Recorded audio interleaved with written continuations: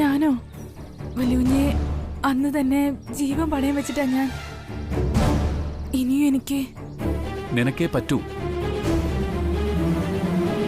ഒരിക്കൽ കൂടി റിസ്ക് ഏറ്റെടുക്കണം. നമുക്ക് വേണ്ടി, എനിക്ക് വേണ്ടി.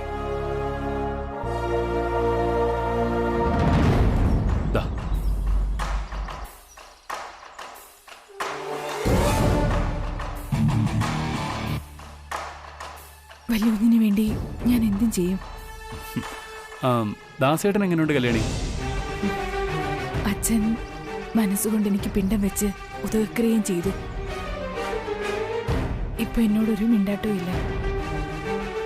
ഇനിയും അച്ഛൻ എന്നെ മനസ്സിലാക്കിയില്ലല്ലോ നോക്കുമ്പോ ചില സമയത്ത് നെഞ്ചു പൊട്ടിപ്പോകുന്നത് പോലെ. എല്ലാം ശരിയാവും കല്യാണി. ആദ്യം ആ ഗംഗ ആരാണെന്ന് അവളുടെ ഉദ്ദേശം എന്താണെന്ന് കണ്ടെത്തട്ടെ. ശരി വലിയ അച്ഛനിപ്പോ വരും. ഇനി നമ്മളിങ്ങനെ മാറി നിന്ന് സംസാരിക്കുന്ന കണ്ട അതിന്റെ കുത്തുവാക്കുകൾ കൂടി കേൾക്കേണ്ടി വരും എനിക്ക്. ഞാൻ പോട്ടെ.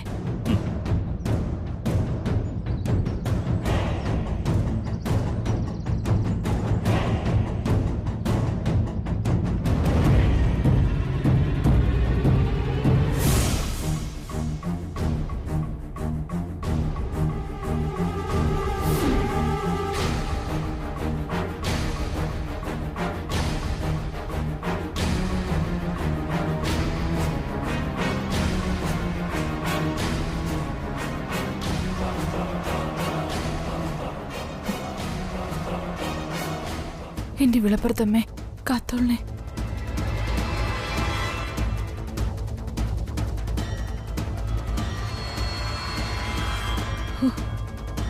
ദേവി, നീ എന്റെ വിളി കേട്ടു.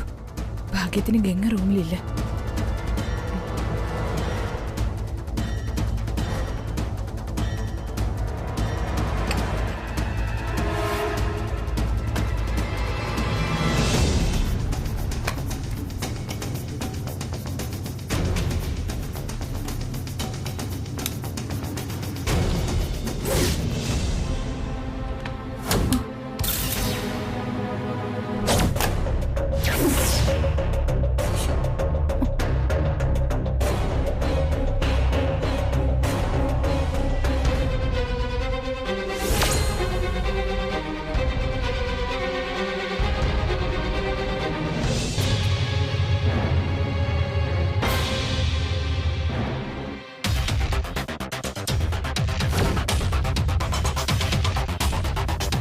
നീ എന്താ ഇവിടെ?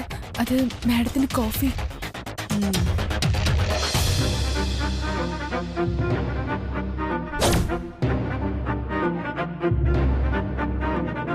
നിന്റെ മുഖത്ത് എന്താ ഒരു ടെൻഷൻ? അത് അറിയാം. കല്യാണം അടുത്ത് വരുമല്ലേ, കൊതിച്ചതല്ലല്ലോ കിട്ടാൻ പോകുന്നത്. നിന്നോട് ഞാൻ പറഞ്ഞതല്ലേ ആനന്ദനെ സ്വന്തമാക്കണമെന്ന മോഹം ഉപേക്ഷിക്കണമെന്ന്. ഇപ്പോഴും ആ പ്രതീക്ഷയില നീ നടക്കുന്നെങ്കില് ഒരുപാട് കരയേണ്ടി വരും. നിന്റെ കണ്ണിന് ചോര വരുത്തിക്കും ഞാൻ.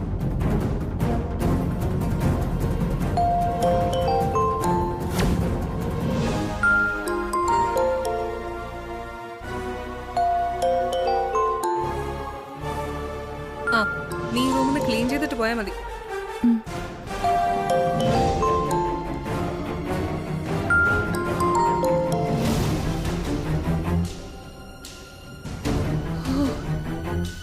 രക്ഷപ്പെട്ടു.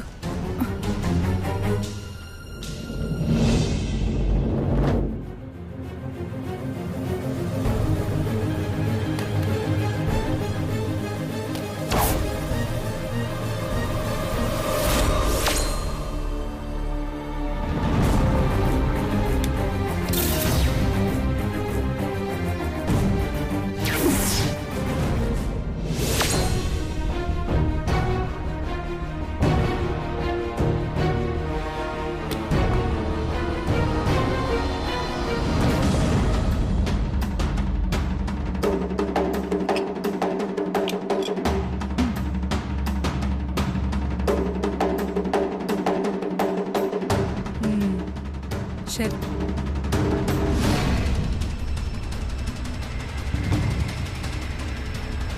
ശരി, ഓക്കെ.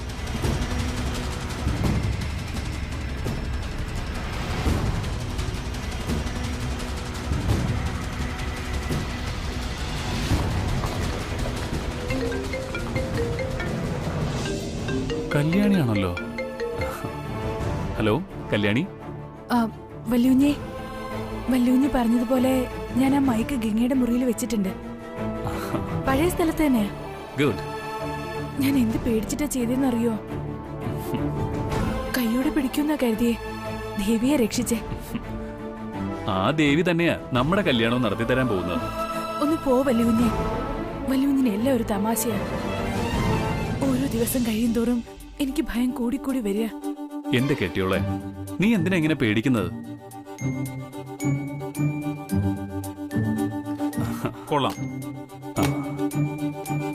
ഒന്നുകിൽ ഏത് സമയം ഫോൺ വിളി, അല്ലെങ്കിൽ അവന്റെ ഒരു പുതിനറ്റി. കല്യാണി, ഞാൻ അങ്ങോട്ട് വിളിക്കാം. ആ ശരി. എനിക്ക് തോന്നുന്നത് നിന്റെ ഈ ഫോൺ വിളി കാരണം കല്യാണിക്ക് ഗുളിക മാറിപ്പോയതായിരിക്കുന്നു. പാവം, പ്രേമിക്കുന്ന മക്കളുള്ള അച്ഛനമ്മമാരുടെ ഒരു അവസ്ഥ. അതല്ല സുബ്ബണ്ണ, ഞാൻ അതല്ല ചിന്തിക്കുന്നത്. കുറച്ചു നാള് മുമ്പ് വരെ അമ്മ അച്ഛനും ഒരേ പല്ലവിയായിരുന്നു. ആനന്ദിനെ കണ്ടുപിടിക്കേ, ആനന്ദിനെ കണ്ടുപിടിക്കേന്ന്. ഇതെങ്ങാനും കണ്ടു പഠിച്ചിരുന്നെങ്കിൽ എന്റെ ജന്മം പാഴായി പോയനെ. അല്ല, നിന്നെ കണ്ടിട്ട് കുറച്ച് നാളായല്ലോ. നീ ഇതെവിടെയായിരുന്നു? ഒന്നും പറയണ്ട മച്ചു, ജോലി വലിയ വിഷയമായി. ഒന്നുകിൽ മര്യാദക്ക് ജോലി ചെയ്യും, അല്ലെങ്കിൽ രാജി എഴുതി കൊടുത്തിട്ട് പോകാനാ മേലാഫീസറുടെ ഉത്തരവ്. കൂട്ടത്തിൽ ഒരു ട്രാൻസ്ഫറും. അതിനിടയ്ക്ക് അങ്ങനെയൊക്കെ ഉണ്ടായോ? നന്നായി. മാത്രമല്ല, ഇങ്ങോട്ട് വരാൻ അഖിലാന്റി ഇല്ലാത്തോണ്ട് രസവും തോന്നിയില്ല. അയ്യോ, ആര്? അമ്മേ? സുബ്ബണ്ണ, അമ്മ ഇല്ലാത്തോണ്ട് സുബ്ബണ്ണ കാണാൻ ആഗ്രഹിക്കുന്ന ആള് വരുന്നില്ല. അതല്ല കാര്യം. ഇതൊരു ദിവസം ഞാൻ കൈയോടെ പിടിച്ച് അമ്മയെ ഏൽപ്പിക്കുന്നുണ്ട്. അയ്യോ, ചതിക്കല്ലേ മച്ചു, ജീവിച്ചു പോട്ടെ. ഒന്നുമില്ലേലും മതസൗഹാർദ്ദം അല്ലേടാ. ഓ,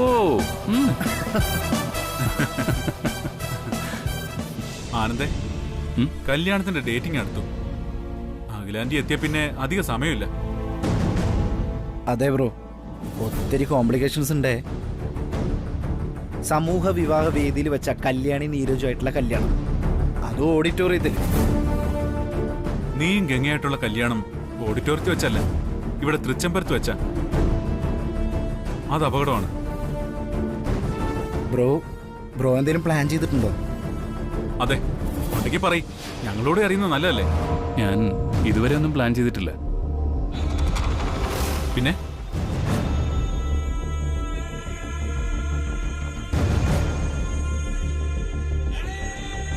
കല്യാണി എനിക്ക് വേണം. കല്യാണിയുടെ കഴുത്തിൽ താലി വീഴുന്നെങ്കിൽ അത് ഞാൻ കെട്ടുന്ന താലി തന്നെ ആയിരിക്കും.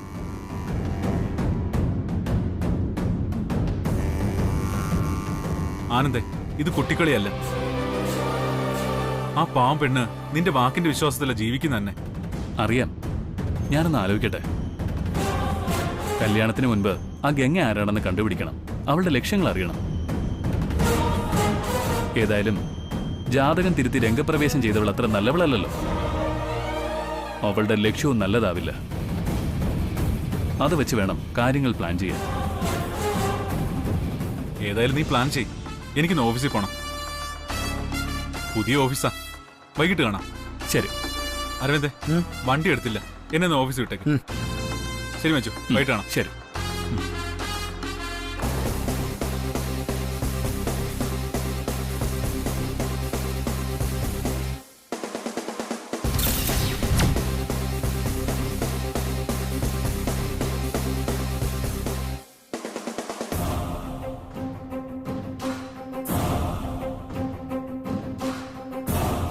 അത് മറന്നേക്ക്. ആ ശ്രമം പൂർണ്ണമായില്ലെന്ന് വിചാരിക്കുക. നിങ്ങൾ വിജയിച്ചില്ലെന്നേ ഉള്ളൂ, പക്ഷേ തോറ്റിട്ടില്ല. ആ ഗുളിക ഉള്ളിൽ ചെന്നിട്ടും ചാകാത്തത് ആ ഡ്രൈവറുടെ ആയുസിന്റെ ബലം.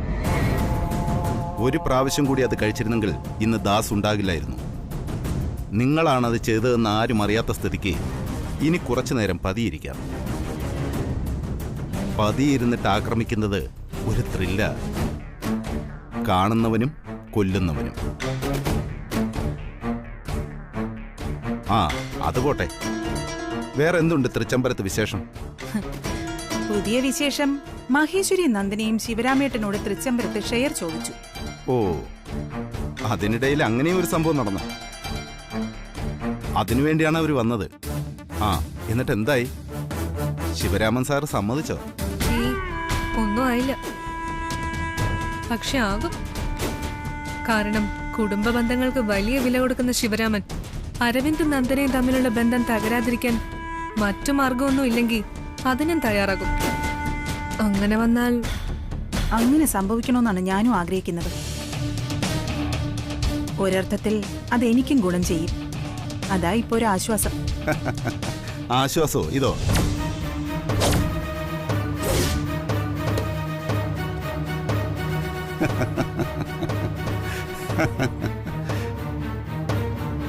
മാഡം, ഇത് ആശ്വാസമല്ല, ചതിയാണ്.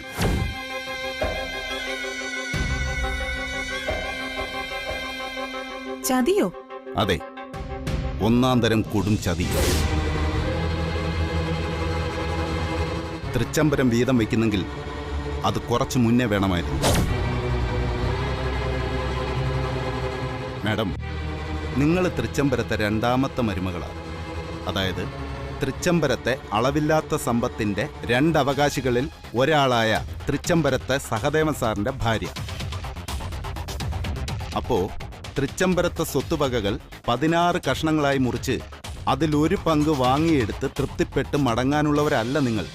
മറിച്ച് തൃച്ചംബരത്തെ രണ്ടായി മുറിച്ച് നേർപകുതി വാങ്ങിയെടുക്കാൻ അവകാശമുള്ള ആളാണ് സഹദേവൻ സാർ, തൃച്ചംബരത്തിന്റെ നേരവകാശി.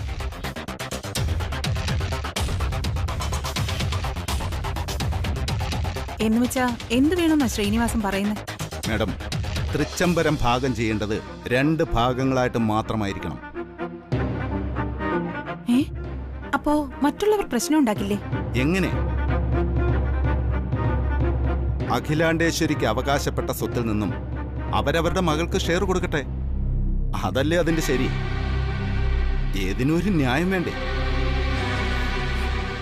ആന്റി, ശ്രീനിയേട്ടൻ പറഞ്ഞതാ ശരി. തൃച്ചംബരം മുഴുവൻ പിടിച്ചെടുക്കാൻ കഴിഞ്ഞില്ലെങ്കിലും അർഹതപ്പെട്ട അവകാശമെങ്കിലും കിട്ടിയെന്നാവുമല്ലോ. മാഡം, കാര്യങ്ങൾ എങ്ങനെ നീങ്ങിയാലും നാളെ തൃച്ചംബരത്തിന്റെ അവകാശവും അധികാരവും മാഡത്തിന് തന്നെയാണ്. അത് പ്രിയങ്കയുടെ വാക്കാണ്. അത് പാലിക്കപ്പെടുക തന്നെ ചെയ്യും. പക്ഷേ കാലിയായ ഖജനാവുമായി എങ്ങനെ മുന്നോട്ട് പോകാനാവും? ചിന്തിക്കേ. തൃച്ചംബരത്തിന്റെ പകുതി സമ്പത്തെന്ന് വെച്ചാൽ 10-20 തലമുറയ്ക്ക് കഴിയാനുള്ള സമ്പത്തുണ്ടെന്ന് ഓർക്കണം. അതുകൊണ്ട് മേഡത്തിന് മഹേശ്വരിയെ പോലെ ശിവരാമൻ സാറിന്റെ മുന്നിൽ അവകാശവാദം ഉന്നയിക്കും. കരയുന്ന കുഞ്ഞിനെ പാല് കിട്ടൂ.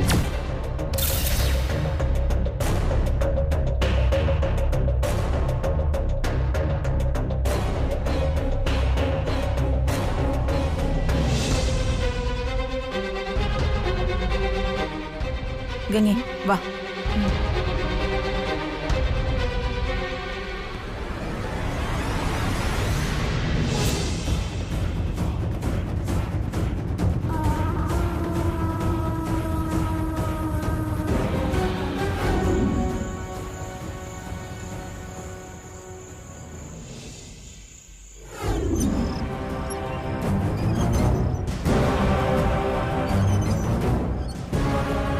ഇല്ല, ഇന്നിനി എന്തായാലും എനിക്ക് വരാൻ പറ്റില്ല.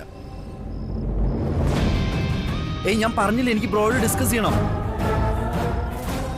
ഓക്കെ.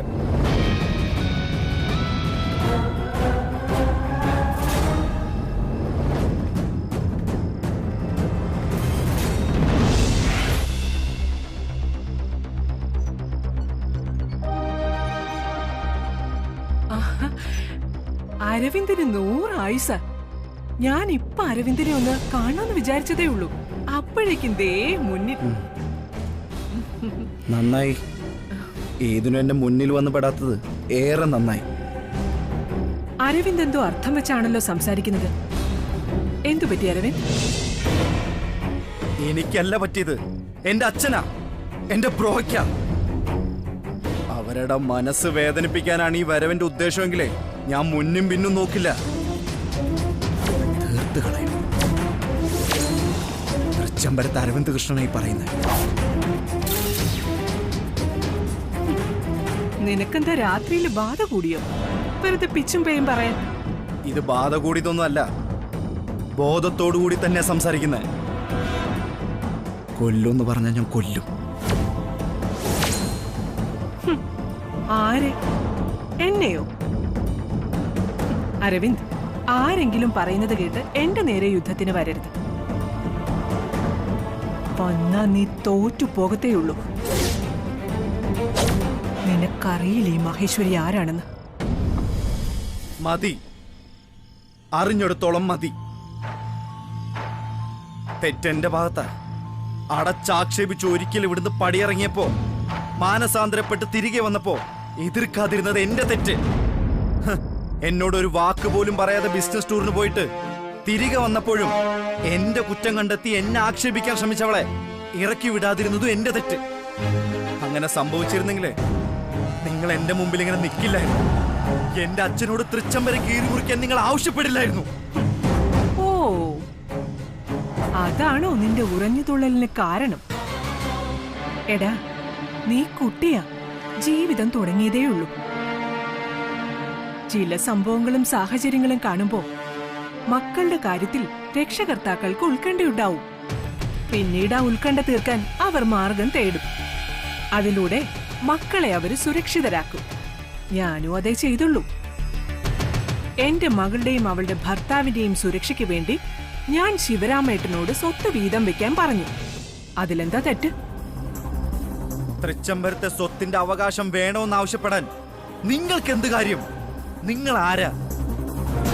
എന്റെ ഭാര്യയ്ക്കോ എനിക്കോ അങ്ങനെ ഒരു ചിന്താഗതി ഉണ്ടായാലേ അപ്പൊ ഞങ്ങൾ ആലോചിച്ച് വേണ്ടത് ചെയ്യും. മാത്രമല്ല, നിങ്ങളോട് ഞാനോ നന്ദനയോ ആവശ്യപ്പെട്ടോ ഇങ്ങനൊരു പാർട്ടീഷൻ ചെയ്യണമെന്ന്? ഇല്ലല്ലോ.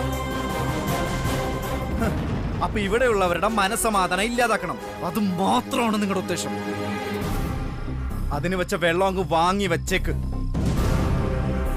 ദേ, ഇനി ഒരിക്കൽ കൂടി എന്റെ അച്ഛന്റെ മുമ്പിൽ ഈ ആവശ്യം പറഞ്ഞ് വന്ന തിരിച്ച് പെട്ടി കടന്നു പോകേണ്ടി വരും. ഞാനീ പറയുന്ന എപ്പോഴും ഓർത്തിരിക്കുന്നത് നല്ലതാ. തൃച്ചംബരത്ത് അരവിന്ദകൃഷ്ണൻ വെറും വാക്ക് പറയാറില്ല. പറഞ്ഞ വാക്ക് സത്യാവാതിരിക്കാൻ നന്നായിട്ട് നാമം ജപിച്ച് പ്രാർത്ഥിച്ച് പോയി കിടന്നുറങ്ങാൻ നോക്ക്.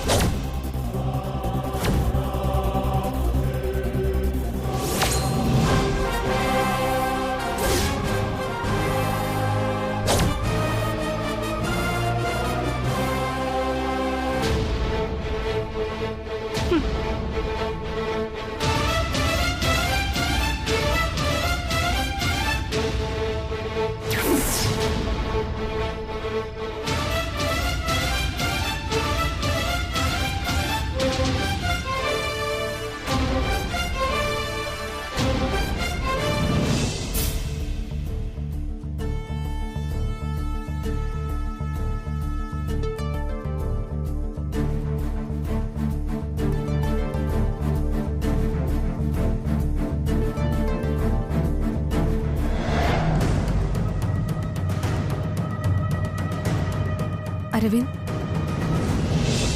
അഖിലാന്റി പോയ ശേഷം നമ്മള് ഒരുമിച്ചിരുന്ന് ആഹാരം കഴിക്കാൻ പോലും മറക്കുന്നു. ഇപ്പൊ ഒറ്റയ്ക്കൊറ്റയ്ക്കാവുന്നതിലാ പലർക്കും സന്തോഷവും താല്പര്യമൊക്കെ.